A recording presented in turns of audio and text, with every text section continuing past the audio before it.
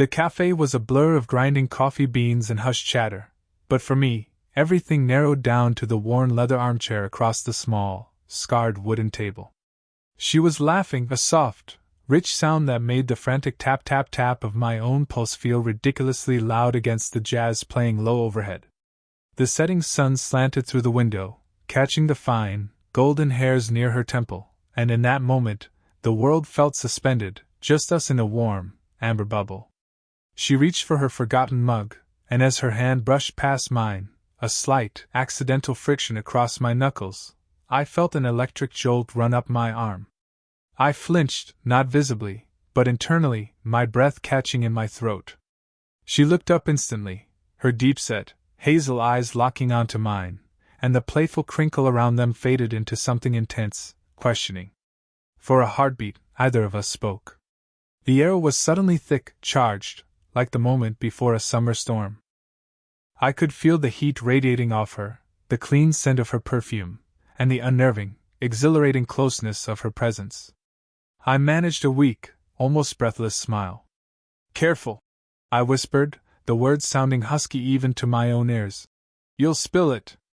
Her gaze didn't waver.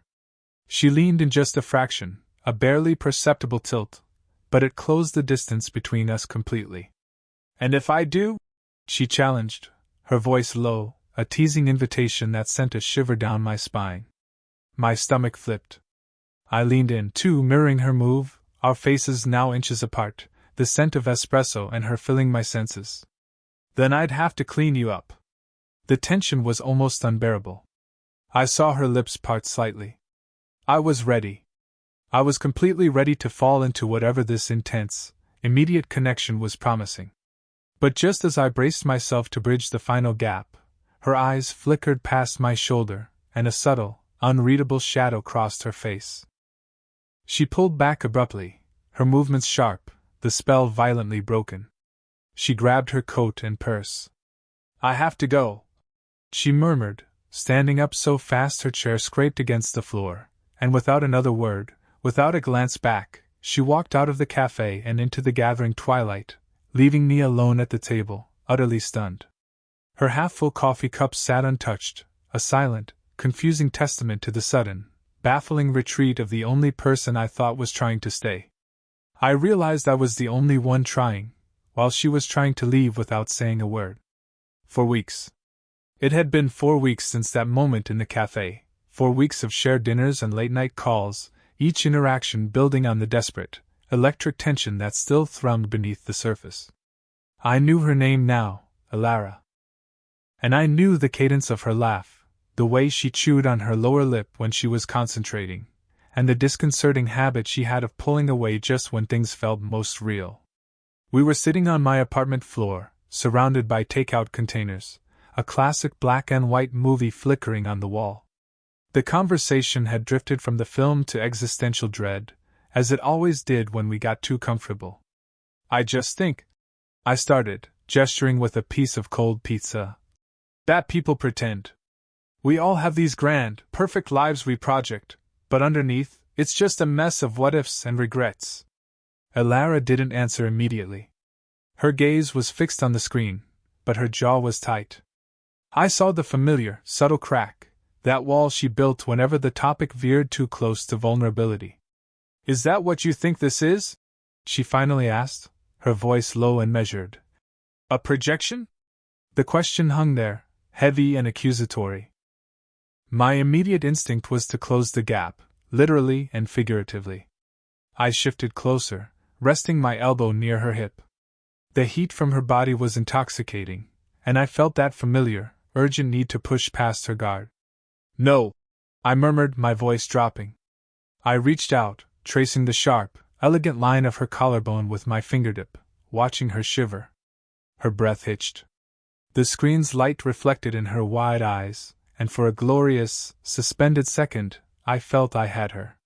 That unspoken truth, that this was real, terrifyingly real, was about to burst out.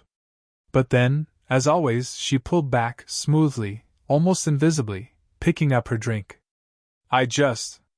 I don't believe in happy endings," she said, her tone suddenly flat, the previous intimacy erased. They're convenient lies. Her words were a window into the chasm I suspected lay within her, a hidden desire for something pure juxtaposed with a deep, defensive cynicism. It wasn't about the movie, it was about us. I knew she had been hurt, that there was a ghost in her past she refused to name, an old wound that made every forward step feel like 2 steps back. My hidden desire? It was simple, to be the man who finally made her believe in staying. Later that night, as I walked her to her cab, the air was crisp. She turned suddenly, right before getting in, and kissed me. It wasn't the slow, exploratory kiss of early dates. It was a desperate, immediate, bruising kiss that tasted of fear and longing. She gripped the lapels of my jacket tightly, pulling me close, and I felt the frantic beat of her heart against my chest. It was a beautiful, contradictory gesture, a profound sign of attraction and a terrifying affirmation of her internal struggle.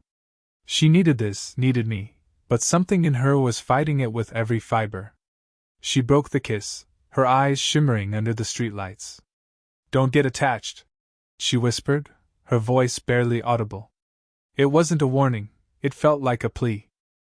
Before I could respond, she was in the cab, the doors slamming shut, and the vehicle speeding away, leaving me standing on the curb, knowing that the distance between us wasn't measured in miles, but in the thickness of the secrets she was determined to keep. Was this the crack that would shatter everything, or the painful prelude to the truth? The breaking point arrived unexpectedly at a gallery opening. Elara and I were there as a unit, or at least that's how I saw us. But then he appeared. Marcus, a slick, devastatingly handsome artist whose work was on display, and whose attention was clearly fixed on Elara. I watched, a hot, toxic wave of jealousy rising in my throat, as Marcus leaned in to speak to her. His hand rested casually on the small of her back, a gesture that was far too familiar for my liking. Elara laughed at something he said, a genuine, unrestrained laugh I realized she rarely shared with me. It was a knife twist, the sight of her unguarded joy, directed at someone else. I strode over, interrupting their intimate bubble. "Elara," I said, my voice smooth but carrying an undeniable edge. "I think they're serving the Cabernet now. You mentioned you wanted to try it?" She turned, her eyes wide, a flicker of annoyance, and was that guilt crossing her features? "Oh. Right. Marcus, it was great catching up." As we walked away, the silence between us was deafening, charged not with the familiar attraction, but with volatile conflict.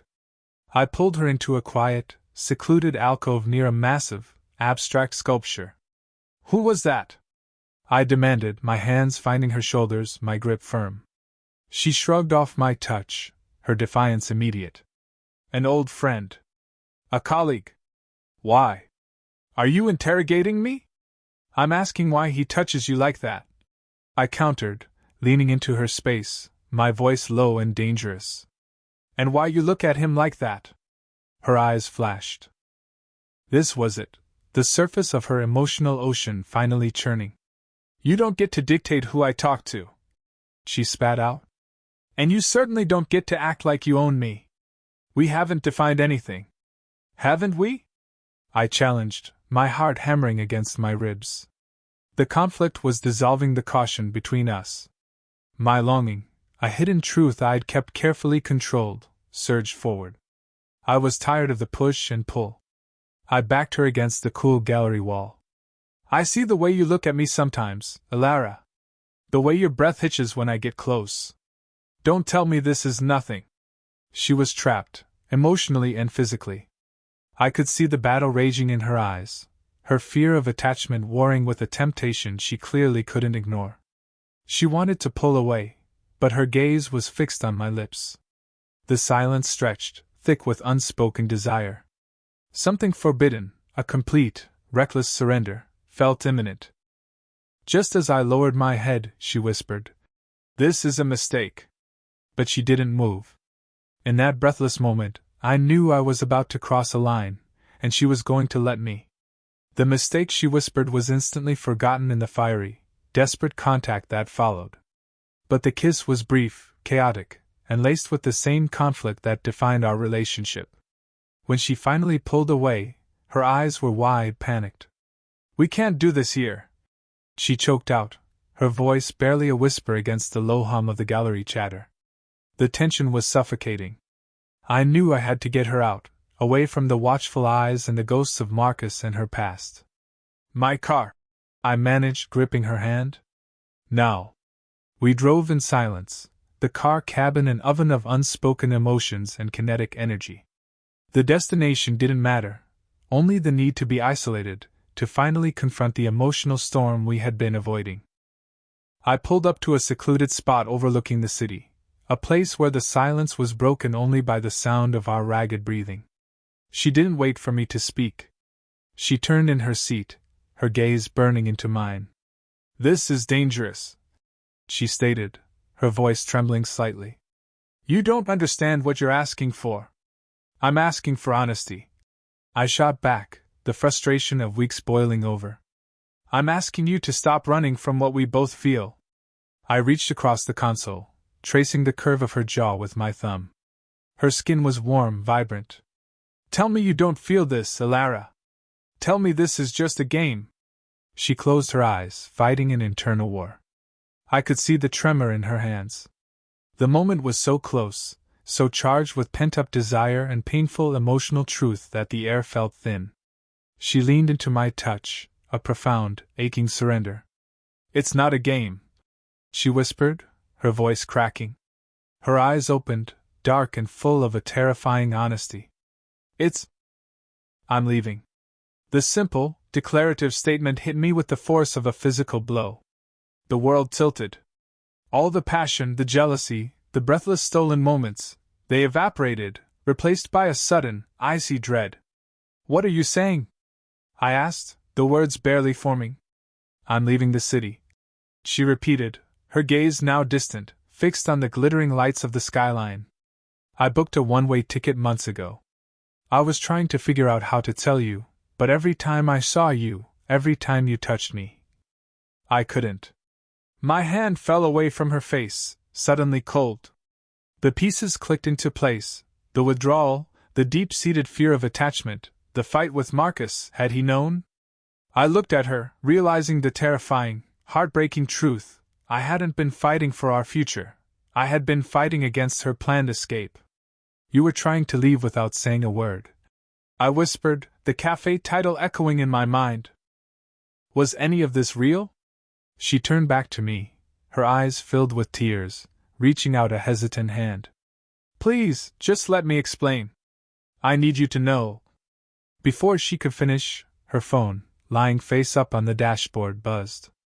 A text message notification illuminated the interior of the car, and the name on the screen made my blood run cold. Marcus. The message read, "Everything set. Don't worry. See you at the airport tomorrow." The name Marcus and the chilling simplicity of the text message. "Everything set. Don't worry. See you at the airport tomorrow," slammed into me, shattering the fragile hope that had sustained me for weeks. The raw passion and longing we had shared only moments ago curdled into immediate, searing betrayal. I didn't need to look at Elara. I could feel her terror, the way her body instantly tensed, recoiling as if struck. "Marcus?" I repeated, my voice dangerously level, devoid of the emotion that was currently incinerating my insides. "Marcus is meeting you at the airport? What is everything set?" She scrambled for the phone, but I was faster. I snatched it up, the screen still glowing with the evidence of her deception. "Give me that!" she cried, her voice rising in panic, the sophisticated woman replaced by someone desperate and cornered. She lunged, but I held her off, my eyes locked on hers. "No," I growled. "You told me you were leaving the city. You didn't tell me you were leaving with him." The air in the car thickened, no longer with desire, but with rage and heartbreak. My mind raced back, the familiarity at the gallery, the way she pulled away from me, her insistence that she didn't believe in happy endings. It wasn't about a past trauma. It was about an active, current deception. "It's not what you think," she pleaded, tears finally spilling down her cheeks. "It's complicated, please stop." I cut her off. "Don't insult me. You've been leading me on, letting me fall for you, all while planning your escape with someone else. Was the jealousy scene a performance? Was that kiss at the gallery just a farewell appetizer? Her composure completely broke. He's just helping me. He's the one who arranged the move, the connections for the new job. It's platonic, a business arrangement, a fresh start. You make me feel things I can't afford to feel right now, and Marcus is safe. Safe? I scoffed, throwing the phone onto the passenger seat. I reached for her, my hands gripping her face, forcing her to look at the wreckage she had created. The betrayal was overwhelming, but underneath it, the physical attraction, that desperate, primal bond, still raged. It was risky, toxic, and utterly unavoidable. You call that safe? I pushed my forehead against hers, the proximity excruciating. Look at me, Ilara. You think Marcus gives you this? You think safe is what you really want? I kissed her then, not with tenderness, but with all the anger, the passion, and the confused longing of the past weeks. It was a confrontation, a desperate last attempt to pull her back from the precipice of her planned escape.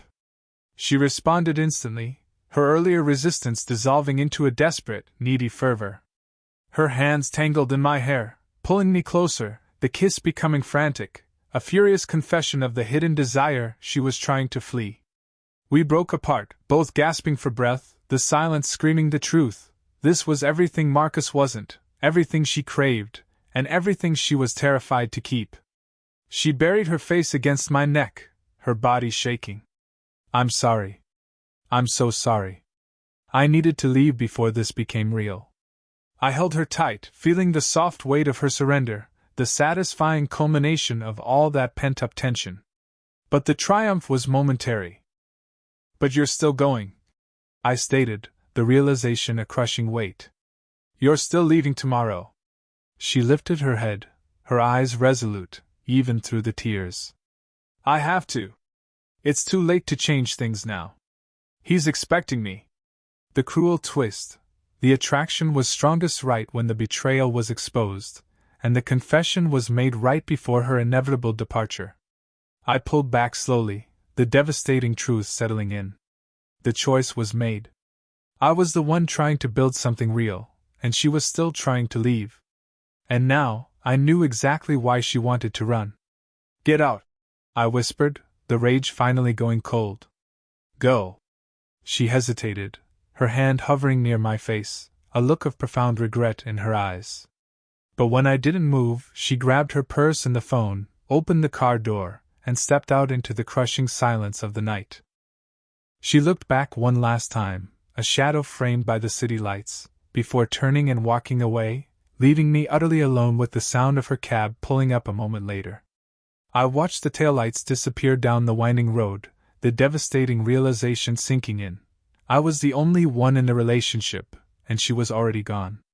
The minutes after Ilara left felt like an eternity compressed into a heavy, metallic silence. I didn't chase her. I simply couldn't. The cold clarity of her betrayal and her decision to choose Marcus and safety over the volatile, desperate passion we shared left me paralyzed. I gripped the steering wheel until my knuckles were white, the city lights blurring into streaks of painful color. A moment later, her cab was gone, but then I heard it, a sharp, frantic tapping on the passenger window. Ilara. I stared at her, her face streaked with tears, standing outside the car door, her reflection distorted on the glass. The cab driver had clearly refused to wait. She was stranded, and the consequence of her abrupt exit had caught up to her instantly. I unlocked the door, not out of forgiveness, but because I needed the confrontation, the final, brutal resolution. She tumbled into the seat, breathing heavily, clutching her purse. I told the driver to stop. I can't leave like this. I can't. You already did, I stated, my voice flat, hollowed out. You made your choice. The only thing you can't manage is the messy farewell. No, she pleaded, reaching across the console, her hands trembling as she grabbed my wrist.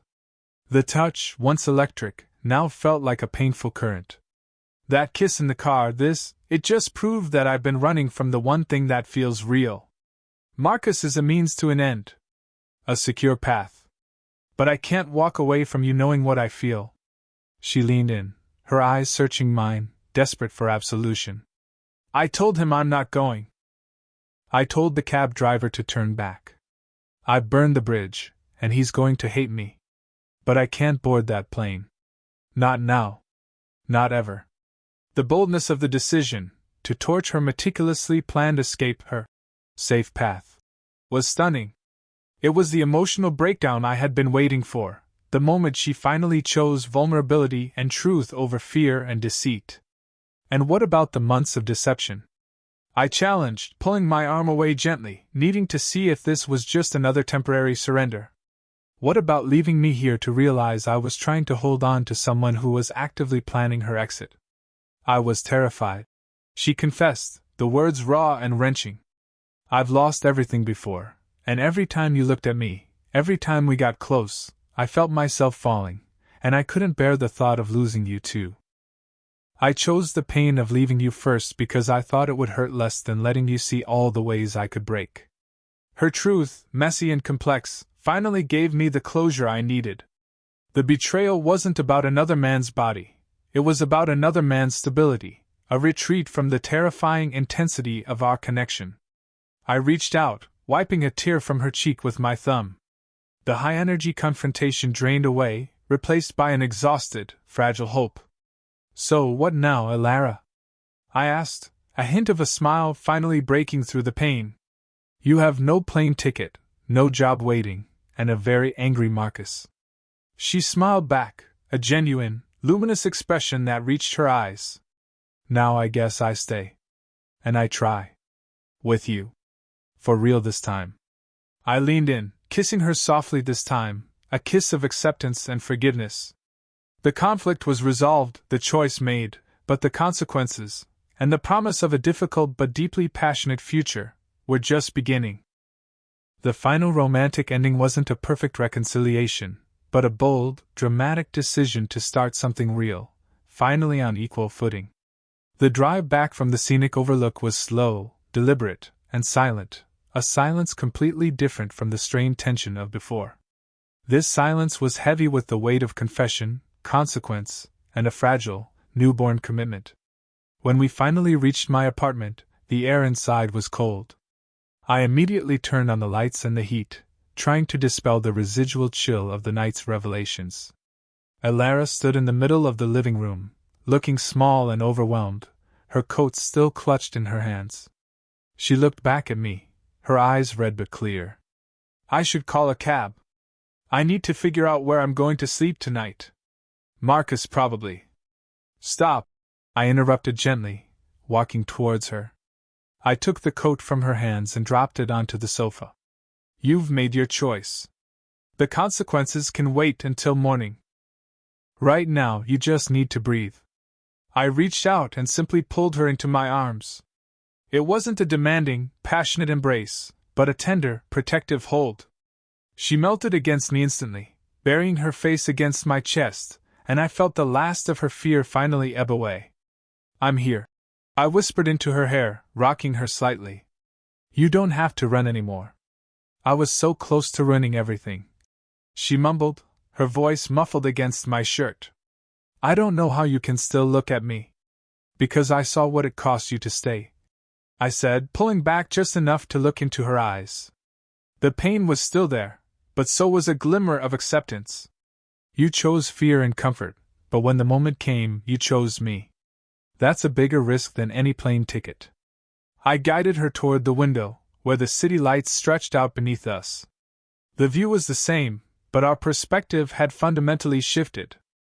I realized I was the only one trying to hold on, I admitted, tracing the outline of her jaw. But now, I think we're both trying to build something. She leaned into my touch, a soft, intimate gesture that spoke volumes. I want to be completely honest with you, she whispered, her eyes shining with commitment. No more secrets, no more planned escapes. I nodded, kissing her forehead gently. The reckless passion of the climax was replaced by a deep, resonant tenderness, a profound satisfaction that the battle for her heart had finally been won, not by force, but by her own brave decision to stay. The apartment felt warm now, filled not with tension, but with the quiet promise of a future earned through pain and honesty. I took her hand and led her towards the bedroom, but stopped at the door. I turned, and she looked up at me, her expression soft, inviting, and completely unguarded. "Welcome home, Milara," I said, a smile finally reaching my eyes. She squeezed my hand, a silent but powerful vow. "It's about time," she replied, and together we stepped into the quiet promise of their first night of real, honest beginning. The storm had passed, leaving behind a strong, undeniable bond, a testament to love that survives even the hardest attempts to flee it.